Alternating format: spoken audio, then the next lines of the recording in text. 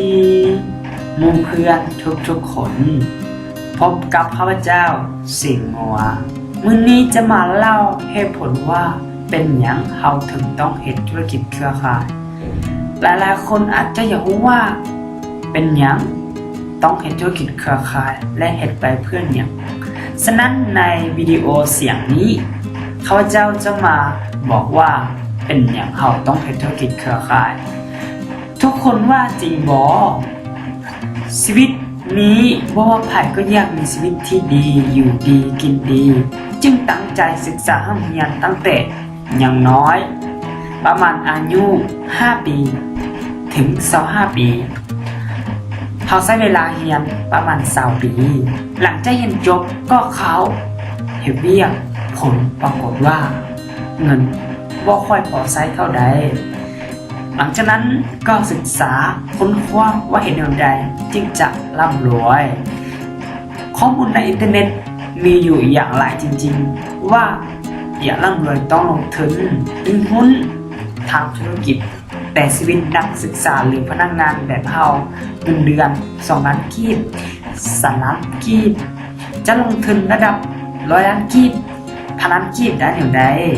ลงทุนระดับ1 ล้านกีบ2 ล้านกีบผลตอบแทนน้อยเดียวมันบ่พอกินนี่แหละคือชีวิตของเขาหลังจากการเรียนจบฉะนั้นพอได้รู้ว่าธุรกิจเครือข่ายมีข้อดีหลายอย่างเช่นลงทุนเพียง1 ล้านกีบ2 ล้านกีบก็สามารถมีเงินเดือนละ2 ล้านกีบต่อเดือนได้ลงทุนน้อยไม่มีความเสี่ยงมีระบบสอนงานที่ดีบ่เคยเห็นธุรกิจเครือข่ายมาก่อนก็สามารถประสบความสำเร็จได้เฮ็ดเพียง5 ปีหรือ10 ปีก็สามารถบำนาญได้ท่องเที่ยวฟรีถึงหยุดเรียนแล้วแต่ก็ยังมีรายได้ไหลเข้ามามอบเป็นมรดกได้อีกฉันไม่รู้วันทางจะไกลสักแค่ไหนรู้แค่ฉันและเธอที่พร้อมจะก้าวไปสู่จุดหมายที่ยิ่งใหญ่สิ่งที่ธุรกิจเครือข่ายใช้เฮามีดังต่อไปนี้เรื่องที่เล่าต่อไปนี้บ่แม่นประสบการณ์ของตนเองแต่เป็นเรื่องที่ได้ฟังจากคนที่ประสบความสำเร็จหลายๆท่านทุกท่านอาจจะคิดว่าบ่แม่นประสบการณ์ของตนเองจะมาเล่าเพื่อนนั้นนั่นเป็นเพราะว่าคนเก่งเรียนรู้จากประสบการณ์ของตนเองแต่คนฉลาดเรียนรู้จากประสบการณ์ของคนอื่นถ้าท่านอยากจะขึ้นภูเขาที่สูงที่สุดในโลกท่านก็ต้องถามและติดตามคนที่เคยเป็นมาฉะนั้นเรื่องที่เราจะเว้ามีดังนี้เรื่องที่1ก็คือสมมติว่าท่านมีความฝันอยากจะได้เงินหลังละ800 ล้านกีบรถคันละ400 ล้านกีบเงินเก็บ100 ล้านกีบรวมกันความฝันของท่านก็คือ 1,300 ล้านกีบและนี่ก็คือความฝันของท่าน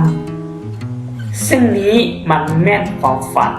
และทีนี้เรามาเบิ่งเรื่องของความจริงด้วยกันตอนนี้ท่านยังเป็นพนักงาน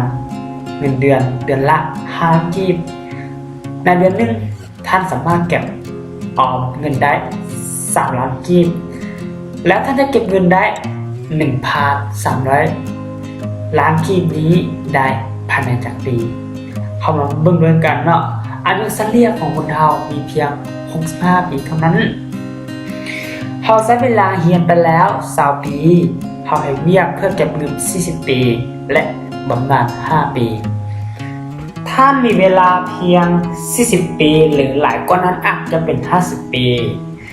ในการหาเงินแต่หามาเบิ่งเรื่องจริงของชีวิตท่านคือท่านสามารถเก็บเงินไว้ใน1 เดือนคือ3 ล้านกีบ1 ปีท่านเก็บได้36 ล้านกีบ10 ปีท่านเก็บได้3 160 ล้านกีบ50 ปีท่านเก็บได้ 1,800 ล้านกีบท่านต้องใช้เวลา50 ปีเพื่อหาเงินซื้อความฝันของท่านก็คือใช้เวลาทางชีวิตของท่านนั่นเองแต่มันอาจจะเกิดสิ่งที่บ่คาดคิดขึ้นก็ได้ก็คือตกงานหรือได้เห็นเบี้ยบอด50 ปีหรืออาจจะโลกนี้ไปแล้วเขาจะสร้างความฝันของเราให้เป็นจริงได้บ่ตอบก็คือบ่ได้จะดีกว่าบ่ถ้าท่านใช้เวลาเพียง5 ปีในการสร้างระบบและให้ระบบหาเงินแทนท่านแล้วให้ท่านมีเวลาเที่ยวอยู่กับครอบครัว10 ปีเพราะว่าเขาเรียน20 ปีสร้างระบบ5 ปีและบำนาญหรือเที่ยว40 ปีและมันยังเด็กที่จะได้แบบนี้ก็คือธุรกิจเครือข่ายสามารถให้ท่านได้เราฟังเรื่องที่1หมดแล้วเราก็มาฟังเรื่องที่2ด้วยกันเรื่องที่2ก็คือมีชาย2 คนคนหนึ่งให้ชื่อว่านาย A และคนที่2ให้ชื่อว่านาย B ซึ่ง2 คนนี้เป็นคนตึกปลาเก่งสุดๆมือหนึ่งสามารถตึกปลาได้หลาย100 โตคือการทาง2 คนเลยและด้วยเหตุนี้2 คนนี้จึงบ่ค่อยชื่อใจกันเท่าใดเพราะว่าเสือ2 ตัวอยู่ในทัพเดียวกันบ่ได้ดังนั้นจึงมักมีเรื่องผิดเถียงกันมาโดยตลอดและมีมื้อหนึ่งมีคนเห็นว่านายเอนี้ตึกปลาได้หลายต่อมือแท้ๆคนจึงมาขอเฮียงตึกปลานามนายเอแต่แล้วนายเอก็ปฏิเสธไปเพราะว่านายเอคิดว่าจะสอนไปเพื่อหยังสอนไปเพื่อเป็นคู่แข่งของเขาว่าและก็มีคนหลายคนมาขอเฮียนกันตึกปลานามนายเออีกและขอเป็นลูกศิษย์นามนายเอแต่แล้วนายเอก็ปฏิเสธตามเคยเพราะคิดว่าจะเป็นคู่แข่งให้เขาในอนาคตฉะนั้นจึงเห็นท้ายนายเอบ่มีลูกศิษย์จักคนเลยส่วนนายบีนั้นเมื่อมีคนเห็นว่านายบีตึกปลาได้หลายโตเทต่อมือละหลาย100 โตเมื่อมีลูกศิษย์มาขอเฮียนนายบีซึ่งนายบีก็บ่ปฏิเสธแต่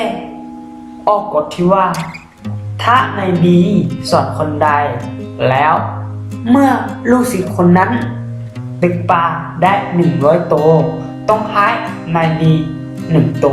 เพื่อเป็นค่าลิขสิทธิ์ในการสอนและนายบีก็มีลูกศิษย์หลายคนเข้ามาเฮียนจนเห็นให้นายบีบ่มีเวลามาตึกปลาให้ตนเองจากที่เคยตึกปลาได้มือละ100 โตกลายมาเป็นมือละ10หรือ20 โตต่อมือเมื่อนายเอเห็นว่านายบีตึกปลาได้น้อยลงนายเอก็ดีใจและบอกนายบีว่าบ้าไปแล้วหรือว่าสอนให้คนอื่นจนตนเองตึกปลาได้น้อยแต่แล้วเวลาผ่านไปหลายปีนายเอก็ยังตึกปลาได้มือละ100 โตอย่างที่เคยมาส่วนนายบีนั้นยังตึกปลาได้น้อยแต่สิ่งที่เปลี่ยนไปก็คือนายบีมีลูกศิษย์100 กว่าคนยังชื่อกฎของนายบีบอกฎของนายบีก็คือเมื่อมีลูกศิษย์คนใดของเขาตึกได้100 โตต้องให้เขา1 โตเพื่อเป็นค่าลิขสิทธิ์เพราะว่านายบีมีลูกศิษย์หลายกว่า100 กว่าคนดังนั้นนายบีจะได้ปลา100 กว่าโตต่อมื้อบวกกับปลาที่นายบีตึกได้อีกด้วยแต่แล้วเหตุการณ์ที่บ่คาดคิดก็เกิดขึ้นนายเอและนายบีมีเรื่องผิดเถียงกันจนถึงขั้นตีกันและบาดเจ็บทั้ง2 คนเลย และเข้าห้องหมอพร้อมกันทั้ง2 คน หลังจากเข้าห้องหมอปรากฏว่าปลาที่นายเอติดได้100 ตัวต่อมื้อบ่มีเลยเพราะว่านายเอบาดเจ็บนอนอยู่ห้องหมอฉะนั้นจึงบ่มีผายไปติดปลาส่วนนายดีนั้นนอนอยู่ห้องหมอคือกันแต่สิ่งที่ต่างก็คือได้ปลามื้อละ100 กว่าตัวทั้งที่นอนอยู่ห้องหมอนั่นเป็นเพราะว่าลูกศิษย์ของนายบียังคงติดปลาอยู่และบ่หยุดในแต่ละมื้อถึงนายบีจะบ่ไปติดปลาแล้วก็สามารถได้ปลามื้อละ100 กว่าตัวส่วนนั้นเอนั้นอยากจะได้ปลาต้องไปติดจึงจะได้เมื่อนายเอเห็นเป็นแบบนี้นายเอจึงรู้ว่าตัวเองตัดสินใจผิดไปและนอนเศร้าเสียใจเรื่องนี้สอนให้เรารู้ว่าอยากให้เราเป็นแหล่งที่มาของรายได้แต่จงให้เรามีแหล่งรายได้มาจากหลายคนและนี่ก็คือสิ่งธุรกิจเครือข่ายจะให้ท่านและมันก็คือค่าลิขสิทธิ์ในธุรกิจเครือข่ายหรือเรียกว่าค่าแมทชิ่งนั่นเองและสิ่งสุดท้ายที่อยากเล่าในวิดีโอเสียงนี้ก็คือเมื่อหมู่เพื่อนมีความคิดที่อยากจะเห็นสิ่งที่ยิ่งใหญ่หรือสิ่งที่พิเศษสุดๆให้เพื่อนๆหรือว่าให้เพื่อนๆจงทำมันทันทีถ้าบอกดังนั้นหมู่เพื่อนจะเสียใจภายหลังตอนที่หมู่เพื่อนแก้ทำลงไปแล้วหมู่เพื่อนหรือว่าทุกคนว่าจริงบอกตอนนี้เรายังหนุ่มอายุยังน้อยประมาณ20 ปลายปี ถ้าว่าเราเห็นสิ่งที่แตกต่างออกจากเดิมและคิดว่าสิ่งนั้นอาจจะเป็นสิ่งที่ดีในอนาคตของเราได้แต่ถ้าเพื่อนเห็นสิ่งนี้ผิดพลาดไปมันกลายเป็นสิ่งบ่ดีเพื่อนๆก็สามารถแก้ไขตนเองได้ในวัย30 ปีหรือ40 ปีและมาเฮ็ดเวียกตัวที่เราเรียนมาคือเก้าได้แต่ถ้าว่าหมู่เพื่อนรอถ้าให้หมู่เพื่อนไปเฮ็ดเวียกตามที่เขาเรียนแล้วมาพบปัญหาที่ว่าเขาเฮ็ดเวียกที่เราเรียนมามันอาจจะเห็นให้เราเจอปัญหาที่ว่า